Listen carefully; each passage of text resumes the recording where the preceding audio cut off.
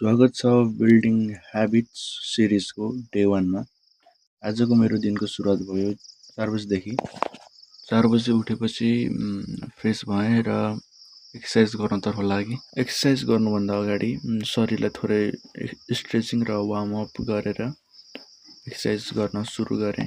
मेरो आज एक्सर्साइजको push day भएर मैले केही पुसअपहरू गरेर मैले मेरो आज एक्सर्साइज समाप्त गरेँ।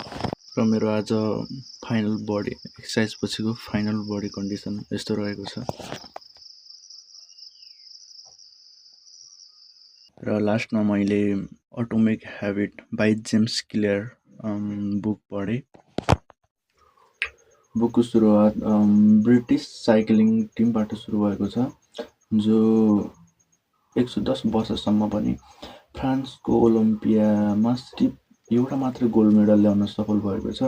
ब्रिटिस साइक्लिङ टिमको तब स्टोरी परिवर्तन हुन्छ जब ब्रिटिसले आफ्नो साइक्लिङ टिमको लागि नयाँ कोच डेभ ब्रेसफोर्डलाई हायर गरेको हुन्छ। डेभ ब्रेसफोर्ड अन्य कोचहरू जस्तो थिएनन्। उसले सधैँ के भनिराख्थे वा के उल्लेख गरिरहन्थे भन्दा उसले ठुलो परिवर्तन भन्दा पनि एग्रेसन अफ मार्जिन गेन, मतलब सानो सानो कुराहरू वा 1% सानो सानो कुराहरूलाई बेटर बनाउन कोसिस गर्थे। ब्रेसफोर्डले जब ब्रिटेन साइक्लिङ टिमलाई कोचको रूपमा जोइन गरे तबदेखि उसले सानो सानो कुराहरूलाई नोटिस गरेर सुधार गर्दै लगे। यही सानो सानो परिवर्तनले गर्दा ब्रिटिस साइक्लिङ टिमले पहिलोपटक 2008 मा बेल्जिङमा भएको ओलम्पिक साइक्लिङ टुर्नामेन्ट जिते।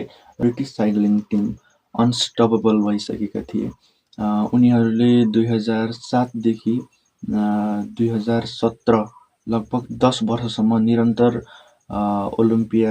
फ्रान्समा भएको ओलम्पिक गेमहरू जिते। आखिर मैले यो सबै कुरा भन्नुको अर्थ के त भन्दाखेरि हामी सधैँ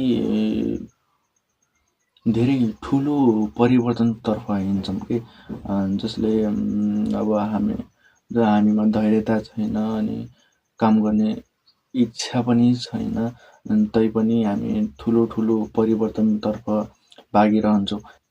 र सधैँ हामीले सानो सानो कुराहरू इम्प्रुभमेन्ट गर्ने र सानो सानो एचिभमेन्टहरू गेन गर्दै गयौँ भने लङ टर्ममा हामीले ठुलो उपलब्धिहरू हासिल गर्न पाउँछौँ भन्ने आजको सन्देश।